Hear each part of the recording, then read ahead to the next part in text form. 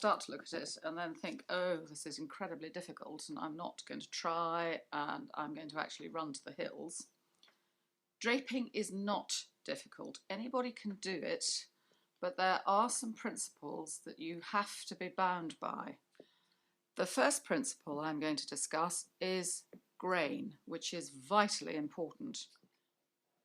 On the stand, I have got a piece of material marked with the 3 grains. We will be concerning ourselves predominantly with only 2, but I want to show you all 3. The first thing you'll learn about is the selvage edge of the cloth, which is the bound edge of any woven material that prevents it from carrying on fraying off. This is the straight grain, or warp, and it's found parallel to the selvage. So to find it, you just measure in an equal amount and draw a line, in this case down our piece of calico. And that is straight grain or warp grain, and it's the strongest of the lot.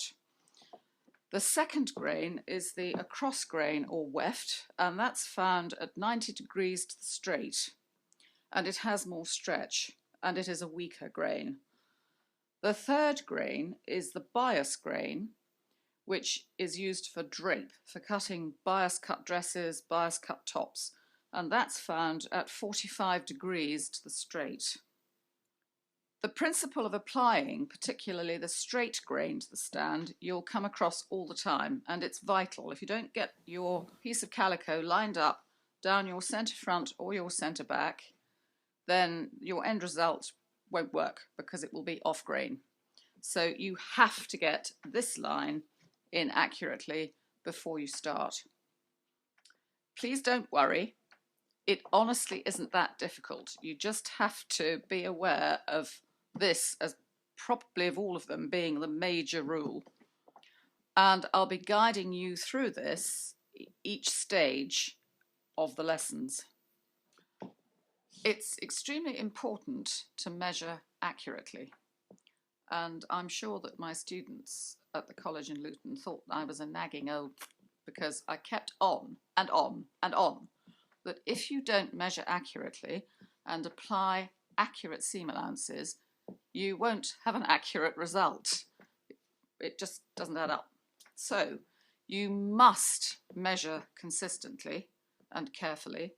You need to have accurately put on seam allowances, and you need to, when you sew them, make sure that you are taking the seam allowance size that you have put on the pattern. If you take too much, your garment will be too small, and if you take too little, your garment will be too large. Now, please don't worry. We will be going through all of this stage by stage, and it'll be very clear. But my personal mantra is check twice, cut once. You can't put it back if you've cut it off. It's fine in a calico. It's not fine if you've got it as far as the real fabric. And that's when you make a mistake, because you haven't checked. When you're making blocks, you're going to be using lots of bits of calico, and all fabric has a selvage.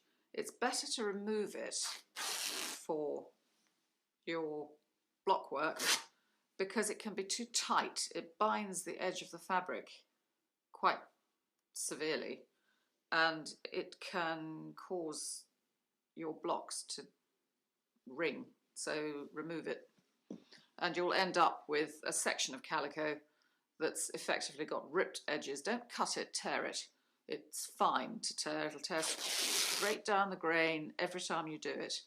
If you cut it, you'll never cut a straight line. Modelling.